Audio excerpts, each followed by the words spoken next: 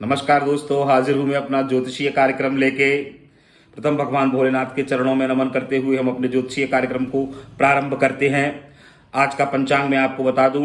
पौष मास कृष्ण पक्ष की 10वीं तिथि, स्वाति नक्षत्र, शुक्रवार स्वाति नक्षत्र दोपहर में 2:14 तक रहेगा। उसके बाद विशाखा नक्षत्र आ जाएगा।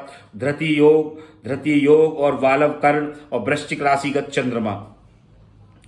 और साथियों, मैं आज विशेष आपसे चर्चा करने आया हूं। आज आप हमारा वीडियो अंत तक देखें, कहीं जाए नहीं। आज मैं विशेष चर्चा करूंगा आपको। आज मैं रत्नों के बारे में बताऊंगा आपको। रत्न किस प्रकार से पहने जाते हैं। एक साधारण चल रहा है रत्नों की दुकान पर या कहीं भी जाओ आप, तो वो ये राशि का रत्न है। राशि का साथियों कोई रत्न नहीं होता, और राशि के हिसाब से कभी रत्न पहनना भी नहीं चाहिए। वो निगेटिव असर भी कर सकते हैं।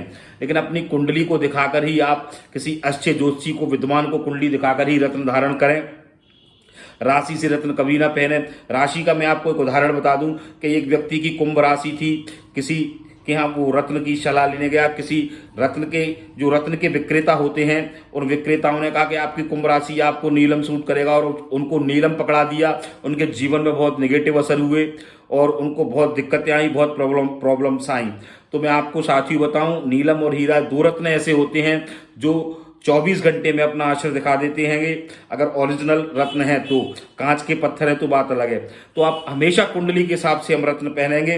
रत्न पहनने का तरीका ये होता है, तो कुंडली में जो कारक ग्रह होते हैं उनके रत्न पहने जाते हैं। लग्नेश, पंचमेश और भाग्येश, इनके रत्न विशेष पहने जाते हैं। और इन तीनों रत्नों को एक साथ भी पहन सकते हैं। लग्न के स्वामी लग्नेश के रत्न को, पंचम के रत्न को और नवम के रत्न को, इन तीनों का कॉम्बिनेशन बना के अगर आप पहनते हो तो निश्चित ही आपको सफलता मिलेगी।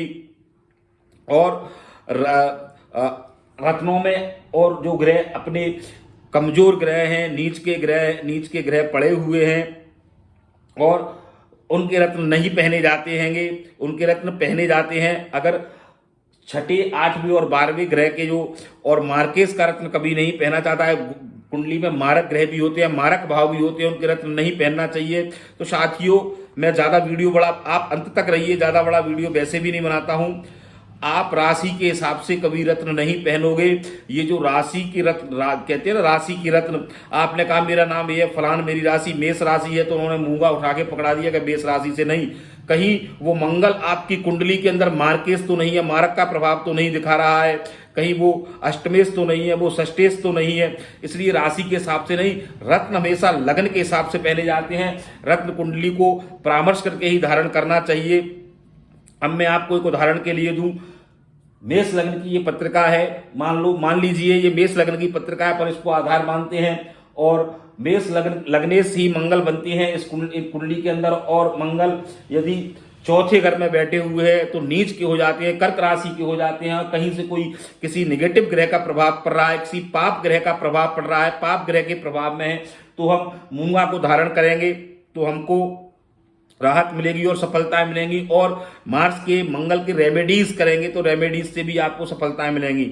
मैं आज रत्न की रेमेडीज पर, रत्न के साथ साथ जो रत्न कलर, जिस रत्न का कलर होता है उसी कलर को, उसी रंग को, मैंने पहले भी आपको एक कार्यक्रम में रंगों से बदलती दुनिया में बताया है कि उसी रत्न के रंग को हमें यूज करना है। मतलब हमें उपयोग में लेना है, अपने वस्त्रों में उपयोग में लेना है। अपने जो पेंट रखते हैं, हम गाड़ी रखते हैं, गाड़ी चलाते हैं, उसमें उस कलर को भी अगर आप रखते हो तो उसका भी जीवन में बहुत इफेक्ट पड़ता है। इसका साइंटिफिक रीजन होता है। मैं एक दिन आपको पूरा कार्यक्रम बताऊंगा।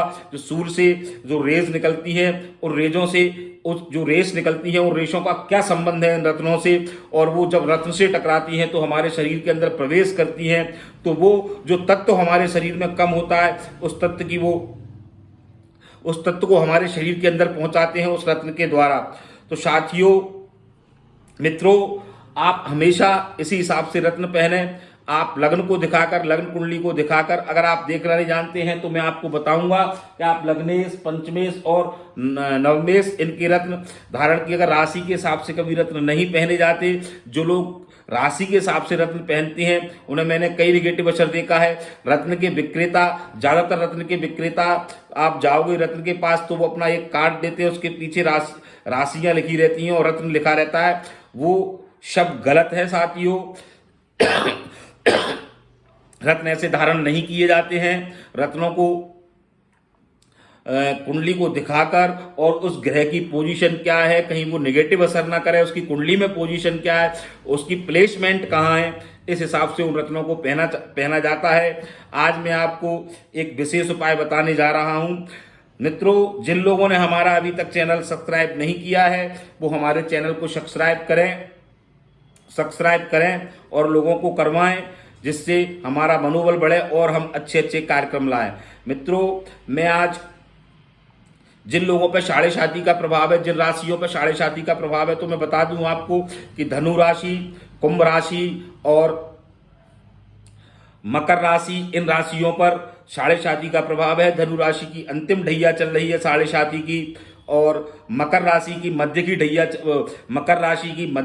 चल रही है, और कुंभ राशि की प्रथम ढैया चल रही है, और तुला और कर्क पे भी 2.5 वर्ष की लघु कल्याणी ढैया चल रही है। एक अष्टम ढैया चल रही है और एक चौथी ढैया चल रही है।